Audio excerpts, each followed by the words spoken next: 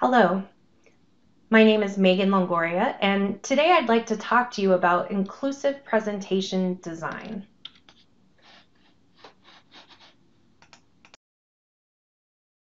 I am a consultant with Denny Cherry and Associates Consulting, as well as a Microsoft Data Platform MVP. I have been interested in inclusive information design for several years now, and I like to apply that in Power BI. But I've turned my focus to how we can help others get information out of our presentations and make sure they don't feel excluded.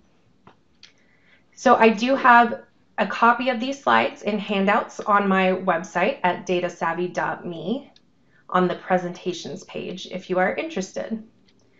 If you are like me, you have lots of knowledge to share and you are excited to give presentations either online or one day, hopefully in person. There are certain ways that we can design our slides, our visual presentation layer, as well as the way that we speak and the way that recorded presentations are delivered. So I'm going to use the term inclusive design here. It may not have a distinct meaning to you. So first, I would like to address what inclusive design can mean.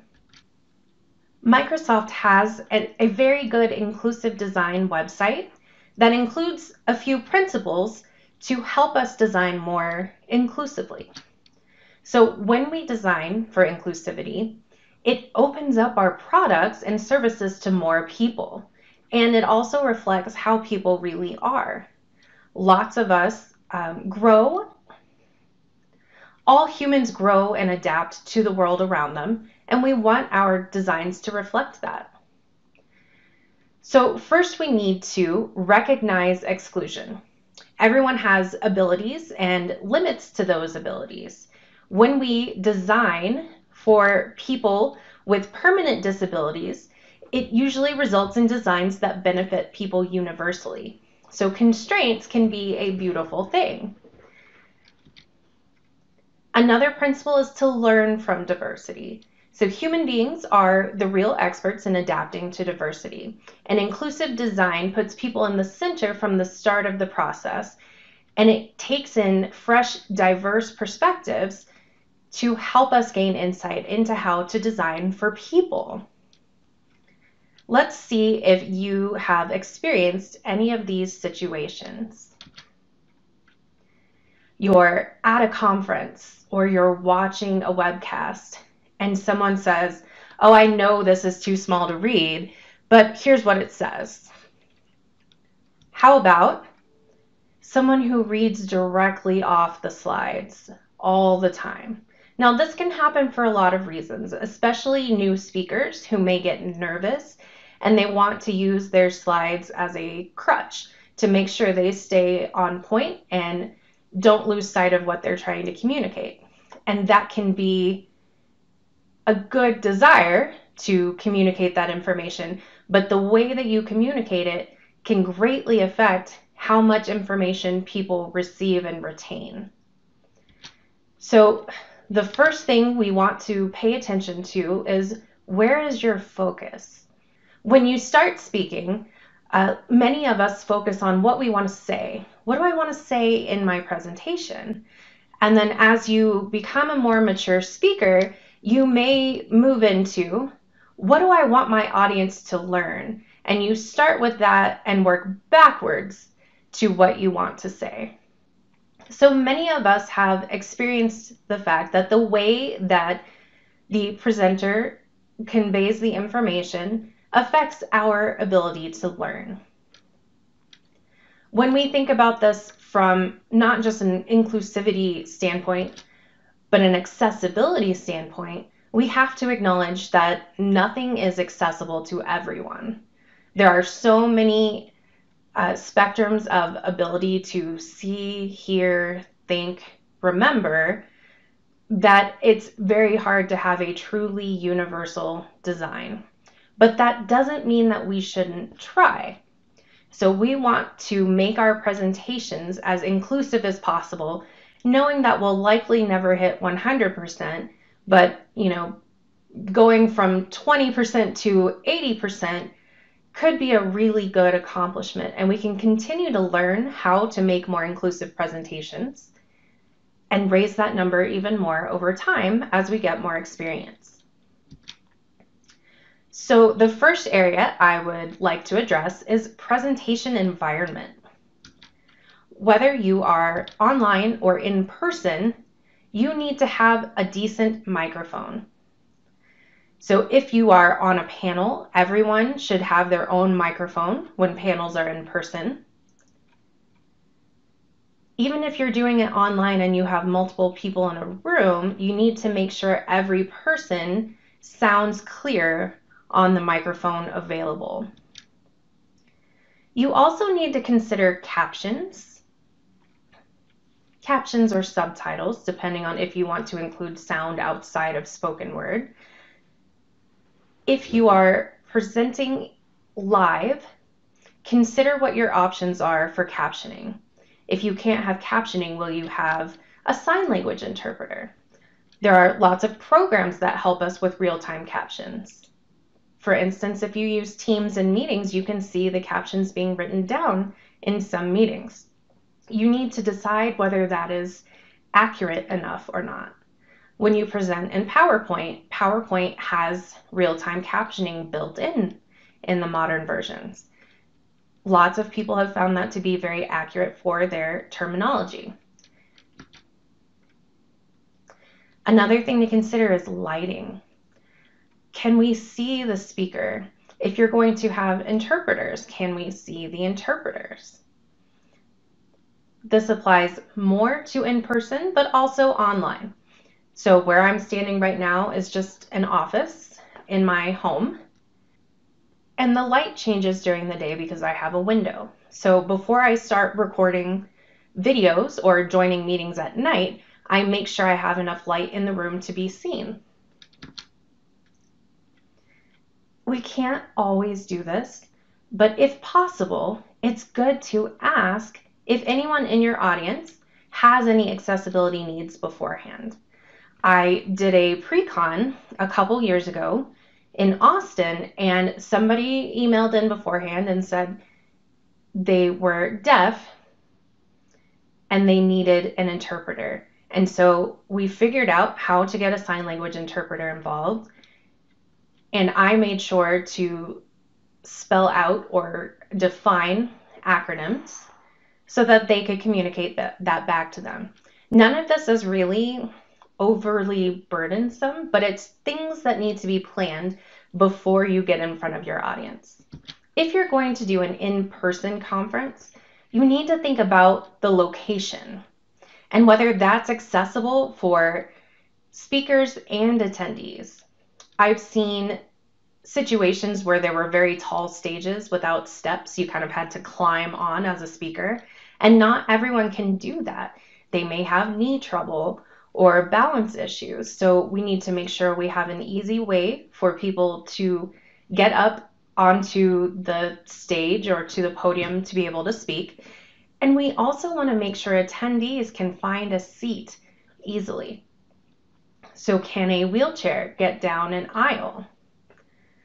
If somebody needs power for portable oxygen or something else, just their laptop to be able to monitor things, can we provide that so that they're comfortable and not distracted while we're talking? I've already talked about the stage being accessible, but we also want to make sure the way that we're displaying, if we have slides or demos, information to the audience is accessible as well. I've seen some situations where the screen that we're projecting onto is a little older and the projector's a little older, and so your slides may not show up as much. I've had situations where I'm presenting kind of in the center and I have two screens back behind me and there's no monitor for me to see what those screens look like. So I'm constantly having to turn my head to see what's going on for the visuals for the audience. That works for me, but it may not work for other people. So these are the types of questions we want to ask up front, especially if you're organizing a conference and finding a location. We also want to make sure for in-person conferences, our lighting for speakers and interpreters is good so that people can see you clearly. And now let's talk about things that are specific to online conferences. First, you need a quiet place to present. It can be very hard during a pandemic, especially, to find a quiet place if everybody in your household is home. 100% get that. But try to find a good, quiet place as best you can so that your audio comes through clearly for your audience. Try to pick a background environment that isn't too busy. If you have to present while you're at work, try to get out of a heavy traffic area. If you're presenting from home,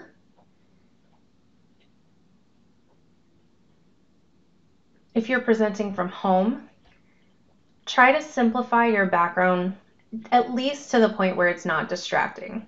You can see my background has a lot of books and things I've picked up in my travels, and I think that's okay. We don't want distracting movement and extra sound. That's the most important part. I often present with a green screen or a gray solid background behind me to remove some of the extra color, but I also think it dehumanizes us a bit. We all know that I live in a house with an office and I own things, and some of my personality comes through with this background. So that's up to you. We just want to make sure that the background behind us isn't distracting. You definitely need to make sure for online conferences that you have a steady internet connection, especially if, as we mentioned earlier, you're sending captions to an external web service. That needs to stay strong so that the captions stay in sync with your voice and video. There's nothing more distracting, and it happens, we can't always avoid it, but there's nothing more distracting than when a speaker loses connection and we all wait and we're not sure if they're going to be able to come back and finish the presentation or not. There's no blame to be assigned, but if you can up front, make sure that you know you are going to be in a place with a steady internet connection. That can help a lot and reduce some of the risk. So now we're getting to my favorite part, and that is presentation design.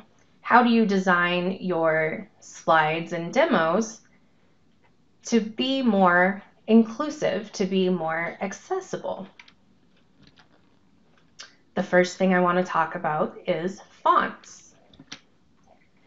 We want to minimize the number of different fonts that we use. So I'm going to give you guidelines, and there can be good reasons to break them. But the way I think about it is go with this standard until you have a good reason to deviate. So generally in my presentations, I use about 2 different fonts, and that's it. When you use more than that, it can be very distracting. People start wondering, why did you switch fonts? Is there some meaning behind it that they're supposed to have inferred? When we're choosing our fonts, research right now says that sans serif is generally easier to read in the slide format. When you're reading newspapers, often serif fonts can be useful, but sans serif, meaning they don't have little glyphs on the end of the letters, are easier to read in this digital kind of summarized format where it's not just a paragraph full of text. We also want to look for fonts with distinct letter shapes. And I'll show you a demo of different fonts to help you see this. But many fonts will use the same shape for one, uppercase I and lowercase l. There are some other letters that can be easily confused as well. So if I can avoid it, I will avoid fonts that have lots of similar shapes that don't have something to distinguish similar looking letters. This can help for people with dyslexia, people who speak English as a second language and have a different alphabet. We also want to look for fonts with wider strokes. So it's not that the font itself needs to be wide, but that the lines that make up the font should be sufficiently wide. They're not entirely very skinny. That helps for people with different vision conditions, just low vision in general. When the lines and the letters are very small, you'll see people kind of squint to read, and that's what we want to try to avoid. Because if they're focused on the fact that they can't read what's on your slide, then they're not focused on the information you're trying to give them. So let's look at a few different fonts. Here's our Sans Serif, which is Source Sans Pro font, compared to a serif font, which is Times New Roman. You'll notice the serif font has the glyphs on the ends of the S. We tend to want to use sans serif. It's not a hard and fast rule where you can never use a serif font in a presentation. But as I said earlier, sans serif can often be easier to read. Let's look at plain versus decorative. It can be fun to use a decorative font, maybe on a title slide as just decoration. But again, our goal is to make sure our audience is getting something out of our presentation.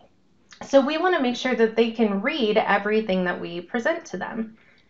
So a plain font like Verdana may be much easier to read compared to a very decorative font where the shapes of the letters may be difficult to distinguish, especially if you're in person and sitting very far back in the audience. Here's the difference between the distinguishable letters. So if we look at Arial versus Callisto MT, we see a good example of easily distinguishable letters versus letter shapes that are the same. Arial has a little glyph on the number 1 to distinguish it from a lowercase l. But Callisto MT, the 1 and the lowercase l look almost identical. And here's the difference between a thicker font and a skinnier font. So Calibri has naturally thick lines that make up the letter. But Sego UI Lite, hence the light in the name, has very skinny lines. And there may be times to use this, but as your general use font in your presentation, you might not want to go this route. So let's talk about font size. In general, even when you're presenting online, aim for no smaller than 24 point for your body text. To be honest, 32 point would be better. Sometimes we can't get that, but here's the deal. No one wants to squint at your presentation. Some people in person, have trouble reading from far away. They have different vision conditions, or maybe their eyes are just tired. They've been at an in-person conference for a few days looking at all these slides, and it's just getting to be a chore. Online, some people may be watching your presentation on their phone, and they don't want to have to constantly zoom in to try to read all your text.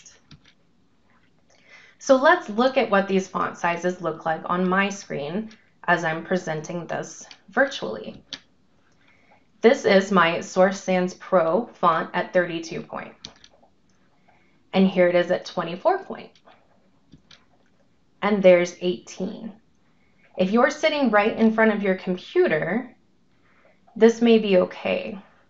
But even still for me, it's a little bit small for my taste. So I use 24 point font to emphasize my points. And when I talk about this, people often go, whoa, whoa. Then I can only fit a few lines of text on a slide. And that is correct. We have a tendency to overfill our slides. And often what we put on one slide should probably be 2 or 3 or 4 slides. We're putting too much information out there at one time and creating too much cognitive load for our audience. So here's some general guidelines to help with that. Aim for 6 or fewer objects on a slide. And if you happen to go over by 1, it's not the end of the world, but that's where you start considering, should this be perhaps multiple slides? And then you can use animation or multiple slides to highlight a single line in text. So that, yes, there's a lot of information. Maybe you need to see this one point in the context of other things, but we can still direct focus to the part we're addressing right now. So here's an example. Here's a bunch of text. That's my first point. And then I still want you to keep this first point in mind, but I want to talk point by point while you can still see the previous points in context. So I click next on my slides, and we see the first point is kind of dithered. It's a lighter gray. And the second point now is visible.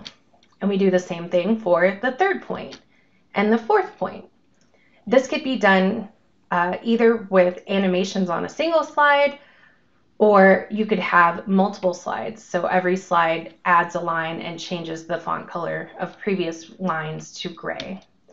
And then at the end, once I'm done articulating my 4 points, I may do a summary, a wrap up to address how these 4 things go together. Next, let's talk about color contrast. People need to be able to read your content. Color contrast is the difference in how we perceive colors of anything, of pictures, of shapes, of text on our slides. And if they are too similar, we can't distinguish things in the foreground from the background. We need important information to stand out. The current guidelines right now, using WCAG standards, are to make your text have a contrast ratio of 4.5 to 1. So I need my text to stand out from the background so that people can read it. If you've ever attended a presentation and somebody has kind of a light gray background and a medium gray font and people start complaining, then you know why this can be so important. People stop looking at slides. Conversely, if everything is high contrast, it feels like cognitive overload, and so we need to reduce the amount of color contrast to make things clearer. If we're talking about things other than text, using WCAG standards, we need a contrast ratio of 3 to 1 instead of 4.5 to 1. So this includes diagrams and charts. Think about your bar chart. Compare the bar to what's in the background. That needs to stand out so that people can easily see it. Anything non-decorative, we're worried about color contrast. So let's take a look at how that can affect us. We'll start with some basic text. Dark gray text on a white background. And here's that same dark gray text, but it's on a dark blue background. It's not as easy to read here. The contrast is not high enough to make it so that everyone in my audience can read it. Here's light gray text on a white background. You may be able to see this up close while you're watching this recording. But again, think about people on phones, think about people in an in-person audience. That's probably not going to suffice, especially if you're in person and you have a projector that is not very clear, that dulls all of your colors.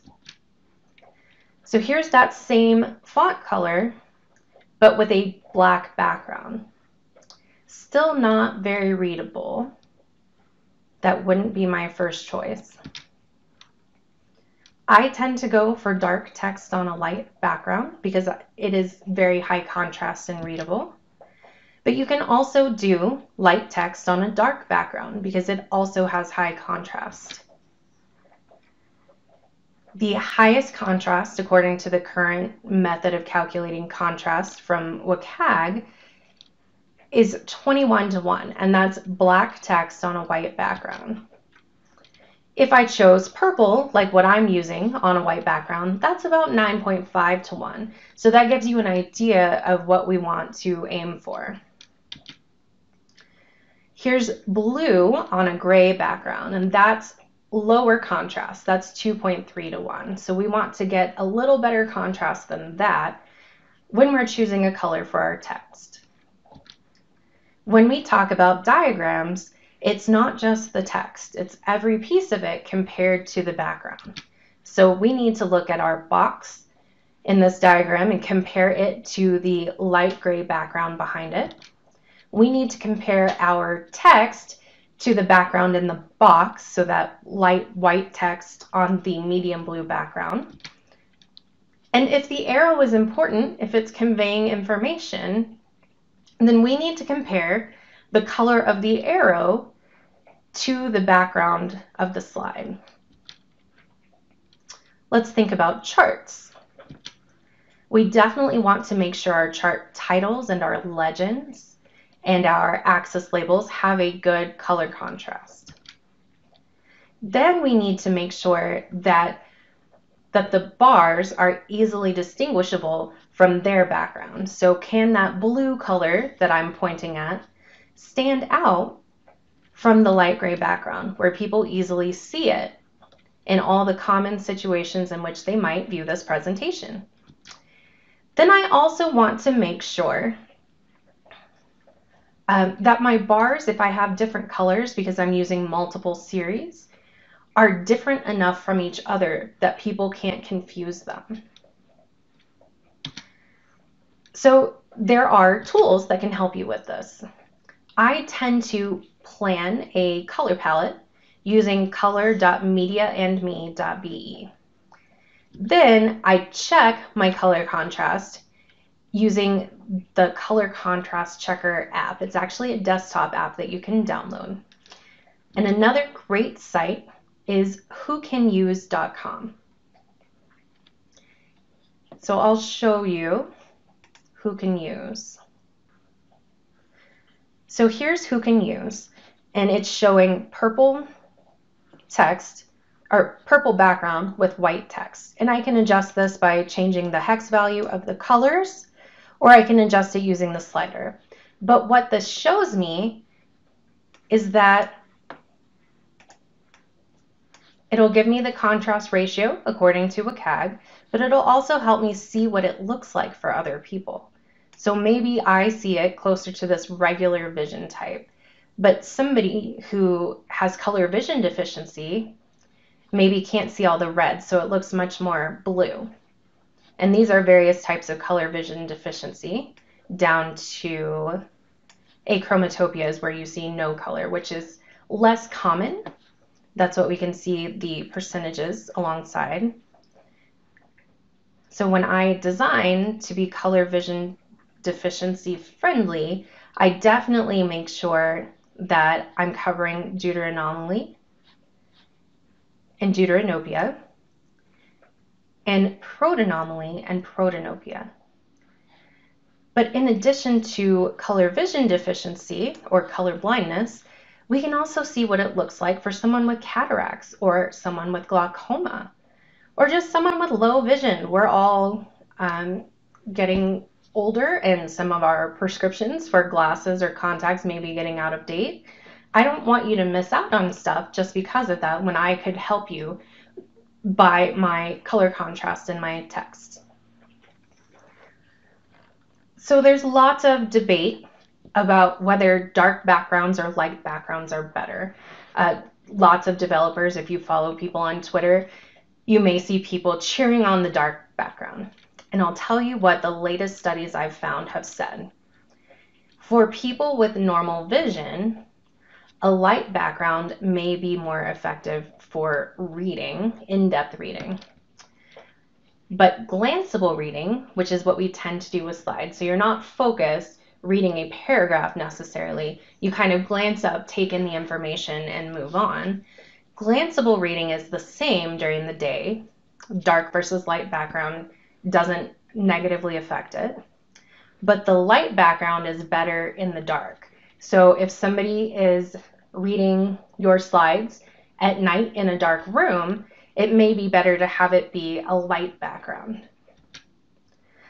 Some people who have low vision may prefer a dark background, but people with astigmatism may struggle with dark mode. I actually have a slight astigmatism that's so small that my contacts can't correct it. And I do find that I prefer light backgrounds, and I struggle a little more than the average person with dark backgrounds. That's not to say that I never use dark mode, but it's something to consider. So you can see here, we can't please everyone. What I take away from that is that you get to choose. You can choose dark versus light, but whatever you do, just make sure you have good color contrast from the background, so your content doesn't blend in with the background of the slide. I mentioned color vision deficiency or color blindness earlier, and we need to make sure that we're not using color as the only way we're conveying information.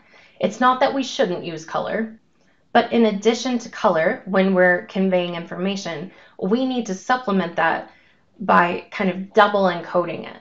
So yes, I can change colors based on values or what I want to emphasize, but I may also want to add symbols or additional text in a chart or patterns to help people that don't see color the same way that I do.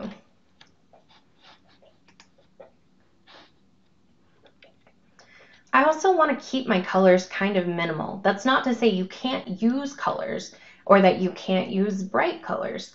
It's to say that I probably don't need 8 different colors on a slide. So the use of color for me is about focusing attention and highlighting important things. If everything has this bright, bold colors everywhere, we don't really know where to look on your slide. And then for color vision deficiency, we want to avoid some problematic color combinations if possible. These color combinations, most people think about red and green, but it can also be green and brown or green and blue. Even blue and gray or blue and purple can be problematic. Green and gray or green and black can cause issues for people. So if you're using color to make a point where somebody needs to understand that this color is different from this other color on the same slide, those are the colors that you probably don't want to put together. You saw in whocanuse.com that there are multiple types of color blindness. You may not be able to accommodate everyone. I saw someone tell a story on Twitter where they were very proud of themselves for changing their slides to just be blue and white. And that was great, but they encountered a person at one of their talks that doesn't see blue very well.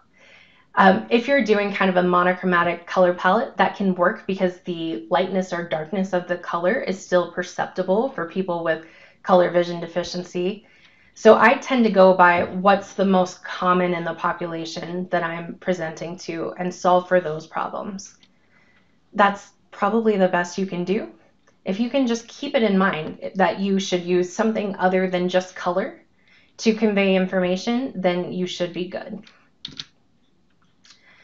I am a big fan of the color contrast checker app in general for color contrast, but it will also tell me what the color looks like to people with different types of color blindness. So here's the app, and I'm looking at black versus white. I'm going to change the black to this purple color. So it has an eyedropper on it, so you can pick anything on your screens. And then it'll show me what it looks like with text versus background and tell me about contrast ratios. But there's also a color blindness simulation. so I can see what it looks like for someone with protanopia or someone with deuteranomaly.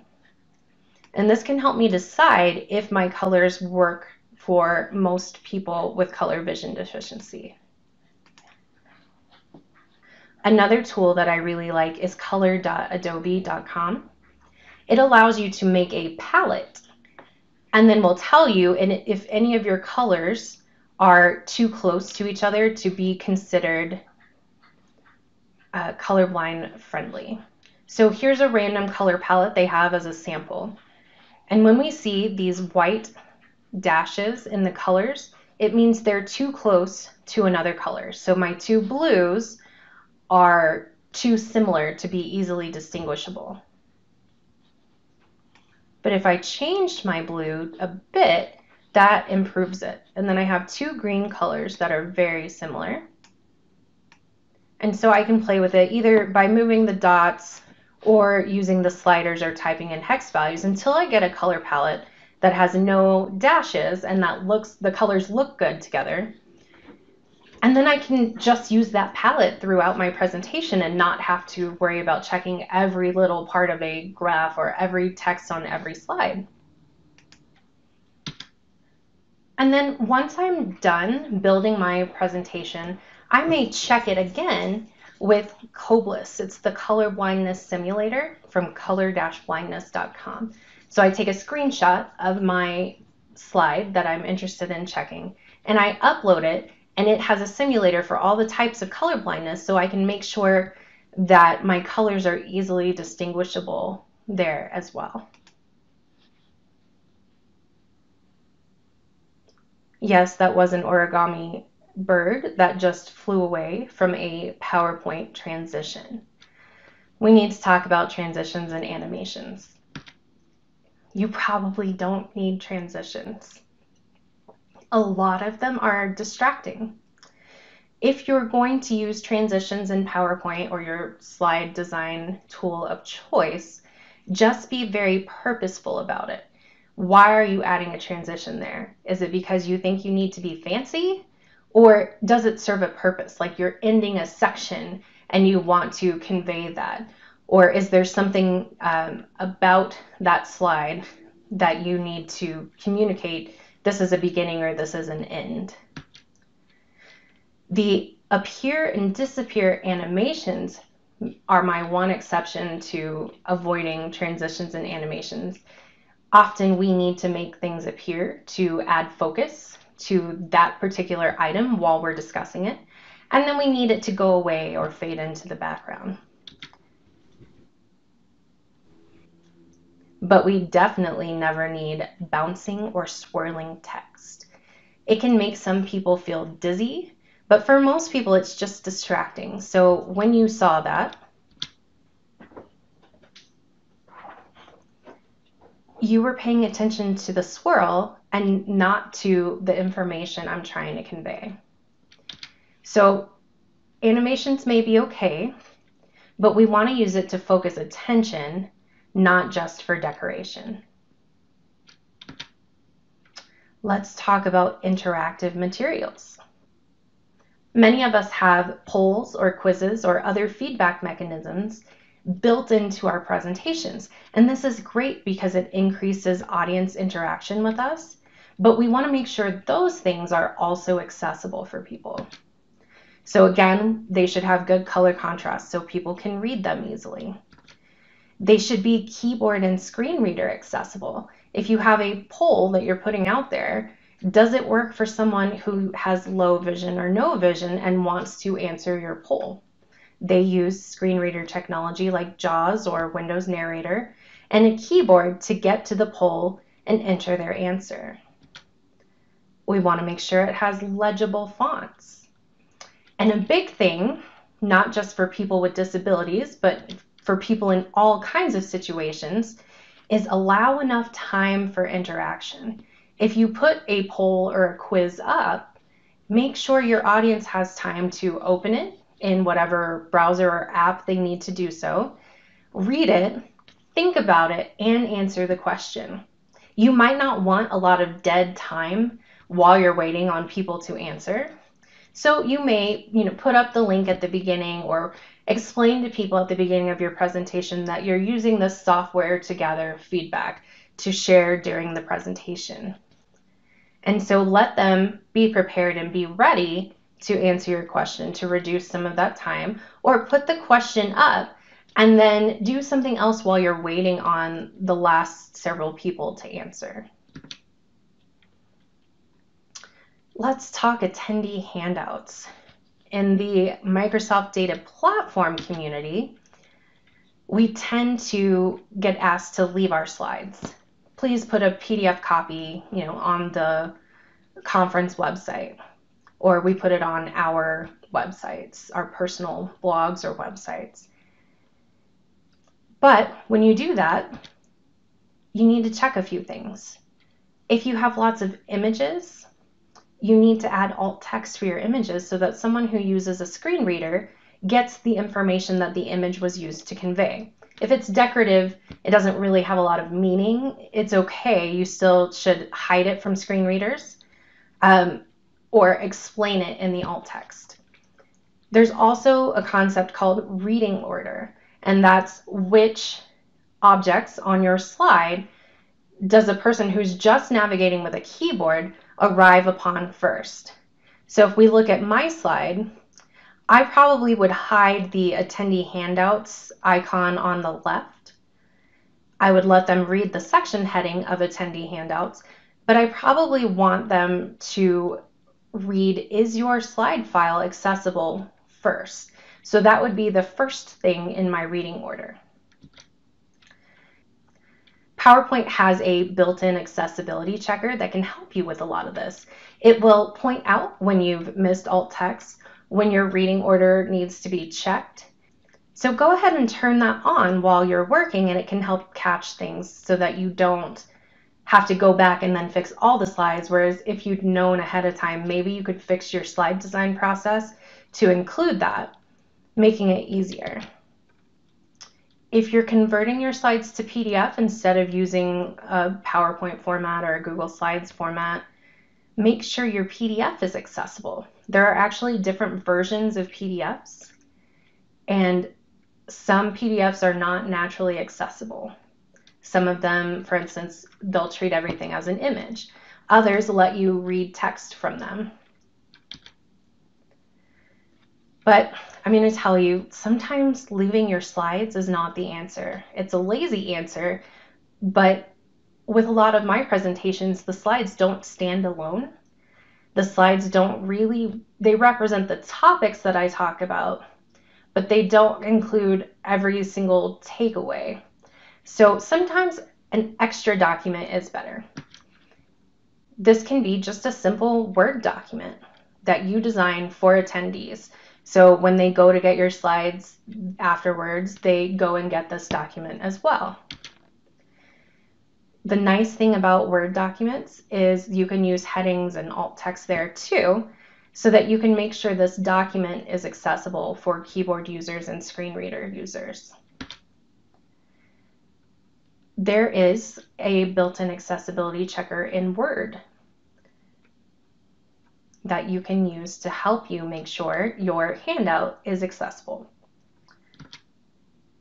And then make sure, if you can, to make that handout available to your audience before the session. So when I started this presentation, I said I have slides and handouts on my website at datasavvy.me on the presentations tab, and people can feel free to go and get them. So for those who like to take notes, they can start from my handout so they don't have to copy down the URLs I'm speaking about. They can focus more on listening to me or watching a demo so that they don't have to try to do two things at once. All the URLs from my presentation, as well as highlights of important points, are in my handout. That lets someone relax and enjoy your presentation a little more. So we've covered the slide design, but we also need to talk about how we speak to our audience. We want to respect our audience. And for me, that means 4 things. understanding their existing knowledge. How much previous experience or knowledge do they have on the topic that I'm speaking about? Avoiding or explaining jargons, acronyms, technical terms to make sure everyone in the room knows what I'm talking about. Using inclusive language. And then structuring my presentation so that I present with purpose. So let's talk about understanding our audience's existing knowledge.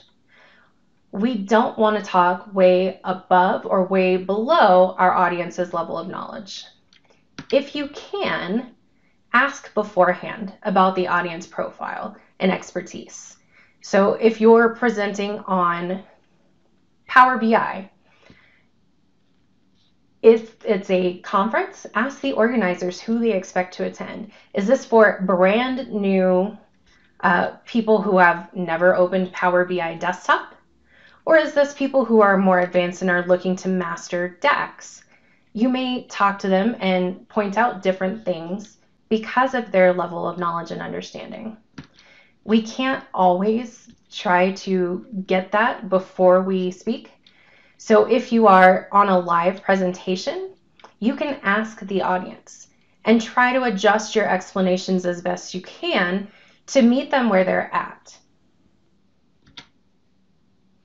Let's talk jargon and acronyms. Do you know what all of these acronyms are? RDBMS, SSDT, ACID, NUMA, CCI, DML, OLTP, RBAR, and DAC. If I threw all of these at you, would you be sure that you know exactly what I'm talking about? So here's how I'm using those acronyms. RDBMS is a relational database management system. RBAR is row by agonizing row. Especially things like RBAR, which is kind of a technical jargon thing, but is not common to everybody's terminology. We need to explain what we're saying. So it's not that we cannot ever use acronyms or jargon, but we can write it out or explain the terminology the first time we mention it, and then we can move on and reference the shortened name or the jargon now that we are sure that our audience knows what we're talking about. The worst thing that you could do is make someone feel unwelcome in your presentation. Different people will take away different things from your presentation, but you'll definitely turn some audience members off if you're using language that makes it seem like they are not welcome. So some easy things that you can do is change your greeting. Instead of saying, "Hey guys," "Hi folks," or "Hello everyone," depending on how formal you're trying to be, can be an easy substitution. Another thing that lots of technical presentations do is the speaker will say, "Oh, it's easy to do this," or "It's obvious that this is what's going on." Well, it may not be obvious for everybody in the audience. And now that person for whom it wasn't obvious is thinking, maybe I shouldn't be here. Maybe this is too advanced for me. So if you're doing a demo, instead of saying, "Oh, it's easy, you just click here," you can just skip that first part and say, "Click on this menu item." Or instead of saying, "It's obvious that," say, "Notice that," and then point it out. If it's important enough to point out, then we should highlight it and not shame people for not having noticed that before you point it out. We also want to avoid terms like ADD or OCD or bipolar being used as a metaphor. This could be, if I were speaking about really messy slides and things were not properly aligned, someone might say, "Oh, that bothers my OCD." But OCD is a real condition that many people struggle with. It's not the same as liking things to be neat. Same thing with bipolar. I've seen people show graphs where a metric bounces up and down constantly and they go, "Yeah, this server, this metric is bipolar." Well, bipolar is a serious condition we don't want to make light of people's struggles. So we can avoid that and just say, look how the chart varies and oscillates going up and down. And then we want to check our privilege. We want to avoid terms that might be ableist or racist or sexist or homophobic. This can vary from culture to culture, but here's the deal. If you wanted that person who is gay in your audience to learn, you probably don't want to distract them with gay slurs. Aside from the moral imperative to treat other people well and not discriminate against them, if your goal in your presentation is to teach people something or to have them come away from your presentation with good memories of you, using terms that can offend people will lessen your chances of doing that. So the last thing is just to structure and present your presentation with purpose. This means you don't ramble, that you've thought about the order of your slides and if they make sense in taking people on a journey to learn what you want them to learn. It's okay to ad-lib during a presentation, but make sure you're managing your time well. Make sure that your stories or ad-libs have a point that reinforces your presentation content. We want to respect people's time and their focus, their attention, by presenting in a way that is enjoyable and easily consumable. So to recap what we've talked about in this presentation, inclusive design affects both usability and accessibility. If we design inclusively, it's more than just fixing things for people with diagnosed disabilities. It can make things better for every person in your audience. If you can, even if you can't control it, ask about your presentation environment before you present. That way you can figure out captions or colors that may need to be adjusted. Use legible large fonts. That's one of the best things you can do. Make sure the text in your slide is easily readable, whether it's projected onto a really large wall or whether someone's looking at it on their laptop or whether they're looking at it on their phone. And then plan and check your color contrast. Make sure your text or your charts stand out from the background. If you're going to do handouts, whether that's a copy of your slides or an additional document, make sure those handouts are accessible. And then respect your audience's experiences, whether that is their level of technical knowledge, their health conditions, or their experiences as a minority. Make them feel just as included in your presentation as anyone else in the room or in the audience. So I hope you'll go forward as a speaker, making your presentations more inclusive. You can always contact me on my website, datasavvy.me, or on Twitter @mmarie if you have questions. Thanks so much for watching.